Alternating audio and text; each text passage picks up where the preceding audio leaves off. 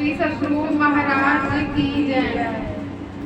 मंगल मूर्ति सतगुरु मिलबै सर्वाधार, मंगलमय मंगल करन बिनबो बारंबार। मेरा मुझ में कुछ नहीं, जो कुछ है प्रभु तोर, तेरा तुझको सौंप गए, क्या लागत गुरु मोर। आराध्य देवते के श्री जीवन चरणों में कोटि नमन। सत्संग में उपस्थित सभी माताओं एवं बहनों को मैं प्रणाम करती हूँ। अभी आप लोगों ने श्री रामचरितमानस से शिव जी और पार्वती जी का संवाद सुना, जिसमें शिव जी पार्वती जी को सभी एक एक बात समझाते हुए उन्हें बताते हैं। शिव जी पार्वती जी को कहते हैं कि जो कान हरि भक्ति को ना सुने, हरि की कथा को ना सुने और उनका गुणगान ना करे, तो वह कान सांप के बिल के समान है। इस तरह सांप का बिल किसी के काम नहीं आता, वह व्यर्थ है। उसी तरह उस मनुष्य का कान भी व्यर्थ है जो हरि की भक्ति को नहीं सुनते हैं। और जो व्यक्ति इन आंखों से गुरु के दर्शन नहीं करता, संतों के दर्शन नहीं करता, वह आंख उनकी उस तरह व्यर्थ है जिस तरह मोर के पंख, सभी ने मोर के पंख देखे होंगे। मोरों के पंख में छोटी सी आंख होती है, उस आंख का कोई काम नहीं होता, ना तो उस आंख से दिखाई देता है और ना ही कुछ और।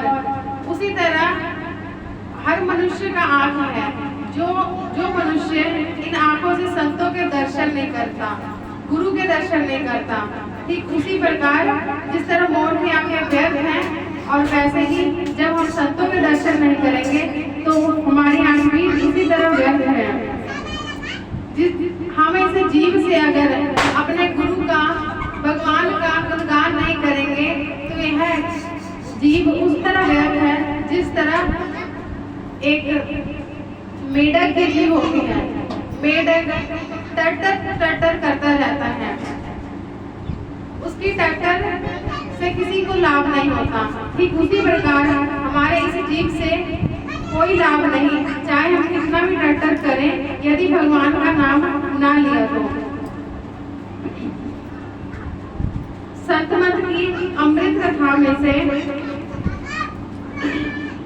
एक पाठ है, चरना अमृत फिर बख्शो। राजा पीपा जात के राजपूत थे। एक बार उसके दिल में परमार्थ की चाहत पैदा हुई। परमार्थ का मतलब होता है परमात्मा की ओर का चलने का रास्ता। उनके मन में इच्छा हुई कि परमार्थ पर चला जाए। अमीरों वजीरों को इकट्ठा करके पूछा कि इस वक्त कोई महात्मा है। उन्होंने कहा कि कबीर साहब तो चोला छोड़ चुके हैं, लेकिन इस वक्त एक महात्मा रविदास जी हैं। अब राजा मन में सोचने लगा कि क्या करूं, परमार्थ भी जरूरी है और उधर वह महात्मा भी एक ही हैं।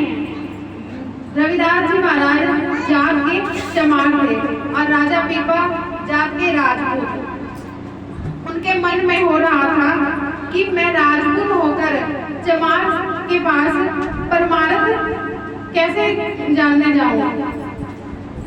वह इस बात को सोचते रहते थे और मन में सोचते थे, अगर खुल्ला जाता हूं तो राज्य पलट जाएगा, लोग विरुद्ध हो जाएंगे। दिल में प्रेम था, सोचा कि कहीं संत रविदास अकेले मिले तो उनसे मैं नामदान ले लूं। आखिर में एक दिन ऐसा मौका आया कि गंगा स्नान का मेला था। सारी प्रजा के लोग गंगा नदी के किनारे चले गए। इधर राजा अकेला, उधर संत रविदास जी का मोहल्ला सुनना साना, कोई भी घर पर नहीं था। राजा चोरी चोरी संत रविदास जी के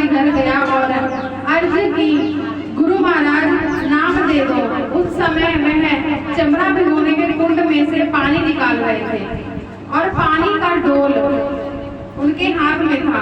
उन्होंने देखा कि राजा आया है, उसको कुछ दे दे। उसी पानी का चुल्लू भरकर कहा, राजा यह लो चरणामृत और पी लो। राजा ने हाथ आगे करके ले तो लिया, लेकिन ख्याल आया कि चमार का पानी और मैं क्षत्रिय राजपूत, और फिर राजा कैसे पीता। खुली आस तीनों का कुर्ता पहना हुआ था, इधर उधर देखने और बाहों के बीच में से गिरा गया। संत रविदास ने देखा, लेकिन जवान से कुछ ना कहा। राजा घर चला गया। दिल में कहने लगा कि इसने तो आज मुझे चमार ही बना दिया था, बड़ी मुश्किल से बचा हूँ। उसी वक्त धोबी को बुलाया और हुक्म दिया कि इसी वक्त इस कुर्ते को धो कर लाओ। धोबी घर ले गया और अपनी लड़की से कहा कि कुर्ते की बाहों को मुंह में लेकर चूसो ताकि दाग निकल जाए और जल्दी साफ हो जाए। यह कहकर धोबी मसाला तैयार करने लगा। लड़की छोटी थी, वह दाग चूस कर थूकने की बजाय अंदर निकलती गई। लड़की का पर्दा खुल गया और वह ज्ञान की बात करने लगी। होते होते सारे शहर में खबर फैल गई कि एक धोबी की लड़की बड़ी महात्मा है। आखिर राजा तक इस बात की पहुंच गई। दिल में खींच तो लगी ही थी। एक रात वह धीरे धीरे धोबी के घर जा पहुंचा। लड़की राजा को देखकर हाथ जोड़कर उठकर खड़ी हो गई। राजा ने कहा, देख बेटी, मैं तेरे पास भिखारी बनकर आया हूँ, मंगता बनकर आया हूँ, राजा बनकर नहीं। लड़की ने कहा, मैं आपको राजा समझकर नहीं उठी, बल्कि मुझे तो कुछ मिला है, उस कृपा से मिला, आपकी कृपा से मिला है। राजा ने हैरान होकर पूछा, आपकी कृपा से मिला है, मतलब मेरी कृपा से क्या? लड़की ने कहा, जी हाँ, मुझे जो कुछ भी मिला है आपके कुर्ते से ही मिला है, और जो भेद था आपके कुर्ते में ही था। वह सुनकर राजा के आंखों में आंसू आ गए और अपने आप को कोसने लगा कि धृज है मेरे क्षत्रिय होने को, छूत छात तेरा बुरा हो जिसने मुझे परमारथ से खाली कर दिया। जब ठोकर लगी तो लोग राज जात पात की परवाह न करता हुआ सीधा संत रविदास के पास पहुंचा। हाथ जोड़कर अर्ज की, गुरुदेव वही चरणामृत फिर बख्शो। संत रविदास ने कहा, अब नहीं, जब तू पहली बार आया तो मैंने सोचा कि तू क्षत्रिय राजा होकर मुझ चमार के घर आया है, तुझे यह वह चीज दे जो कभी नष्ट ना हो। वह कुंड का पानी नहीं था, अमृत था, सचखंड से आया था। मैंने कहा, मैं रोज पीता हूँ, आज राजा को भी पिला दूं, लेकिन तूने चमड़ा का पानी समझकर घृणा और कुर्ते पर गिरा लिया। धोबी की लड़की ने कुर्ते के दाग चूसे और महात्मा बन गई। अब मैं तुझे नाम दूंगा, कमाई करके इस दौलत को प्रकट कर लेना। राजा को समझ आ गई, विश्वास हो गया, शौक था, नाम लेकर कमाई की और महात्मा बन गया। राजा पीपा के शब्द गुरु ग्रंथ साहब में आए हैं। ये राज्य भी करता था और नाम भी जपता था। इसी तरह संसार में रहते हुए हम भी नाम जप भी कर सकते हैं और संसारिक कार्य भी कर सकते हैं। इसी तरह की एक और कथा है। साधु महात्मा संत वह होते हैं जिनके हृदय में लोभ शोभ उत्पन्न नहीं कर सकता। हम लोग संसारिक लोग हैं। अगर हमें कोई भी जरूरत से अधिक लोभ दे तो हम उस व्यक्ति के लोभ में आ जाते हैं। लेकिन जो सच्चे साधु महात्मा होते हैं, संत होते हैं, उन्हें कितना भी लोभ दीजिए वह उस लोभ में नहीं पड़ते हैं। मोह जिनको वे सो नहीं कर सकता है जो किसी से डाह से नहीं करते, बल्कि जो उनसे डाह करते हैं उन्हीं की परवाह, उनको वह परवाह नहीं करते। ऐसे निरंकारी, क्षमा व्रतधारी, परोपकारी, सदाचारी, ब्रह्मचारी होते हैं। वे हैं संत। वह झूठ, चोरी, नशा, हिंसा और व्यभिचार, इन 5 पापों का परित्याग और प्रभु पद में अनुराग किए हुए होते हैं। वे अकामी होते हैं और उन्हें किसी प्रकार की कोई कामना नहीं होती। बहुत बड़े सेठ, राजा व महाराजा होने से चाह मिट जाती है, ऐसी बात नहीं है। एक महात्मा जी के व्याख्यान में मैंने आख्यान सुना था। बादशाह अकबर के दरबार में एक फकीर साहब पहुंचे। उन्होंने सुन रखा था कि बादशाह बहुत बड़े दानी हैं। जिस समय वह वहां पहुंचे उस समय बादशाह के नमाज पढ़ने का समय हो रहा था।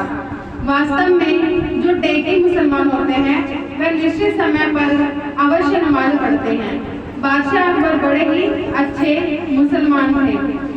उन्होंने फकीर साहब से कहा, थोड़ी देर बैठिए, मैं जरा नमाज गुजार दूं, फिर आपकी खिदमत में हाजिर होऊंगा। बगल में ही उन्होंने चादर बिछा ली और नमाज पढ़ने लगे।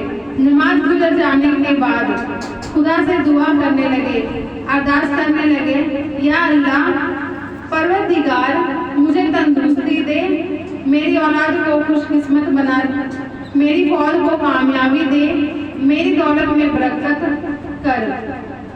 इस प्रकार प्रार्थना में वह कह रहे थे कि फकीर साहब वहां से उठकर चलते बने। नमाज पूरा कर बादशाह ने देखा कि फकीर साहब को इधर उधर खोजने लगे। मालूम हुआ कि फकीर साहब दरवाजे से निकलकर बाहर होने ही वाले थे और अतिशीघ्र उनके निकट पहुंचकर नम्रता पूर्वक पूछने लगे कि फकीर साहब, मुझसे क्या खता हो गई जो अब नाराज होकर चल दिए? आप तो आए थे मुझसे बात करने के लिए, फिर क्या बात हो गई? फकीर साहब ने कहा, खता तुमसे नहीं मुझसे हुई है। मैं तो सुनकर आया था कि तुम बहुत बड़े दानवीर हो, लेकिन यहाँ आने के बाद मैंने देखा कि तुम भी मेरे तरह ही भिखारी हो। वैसे तुम भी स्वयं भिखमंगे हो, किसी से मांग रहे हो। जो स्वयं किसी से मांग रहा हो वह दूसरे को क्या देगा? जिससे तुम मांग रहे हो उसी से मैं भी मांग लूंगा। यही सोचकर मैं चलता बना। कहने का तात्पर्य यह है कि उतने बड़े बादशाह बनने पर भी उनकी मांग नहीं गई। संत जन बादशाहों के भी बादशाह होते हैं। उनके अंदर किसी प्रकार की मांग नहीं रहती, वह पूर्ण काम होते हैं। इसलिए कबीर साहब ने कहा, चाह गई चिंता मिटी, मनवा बेपरवाह, जिनको कछु न चाहिए सोई शहंशाह। इस संसार में जितने भी बड़े बड़े व्यक्ति हैं, राजा महाराजा हैं, चाहे उनके पास कितना भी हो फिर भी उनको और चाहिए। लेकिन जो संत महात्मा होते हैं उनके पास कुछ नहीं भी है फिर भी उनको कुछ नहीं चाहिए। इसीलिए हमें अब उनसे मांगना चाहिए जिनको कुछ नहीं चाहिए। हमें उनसे नहीं मांगना चाहिए जो खुद ही स्वयं मांगा करते हैं। इसी को कहते हुए मैं अपनी वाणी को विराम दूंगी। बोले श्री सद्गुरु महाराज जी की